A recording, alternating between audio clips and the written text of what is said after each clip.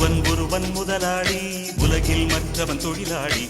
விதியை நினைப்பவன் ஏமாளி, அதை வென்று முடிப்பவன் அறிவாளி. ஒருவன் முதலாளி, உலகில் மற்றவன் தொழிலாளி.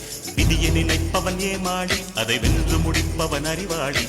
பூமியை வெல்ல ஆயுதம் எதற்கு, பூப்பறிக்க கோடரி எதற்கு, பொன்னோ பொருளோ பொற்களம் எதற்கு, ஆசை துறந்தால் அகிலம் உனக்கு.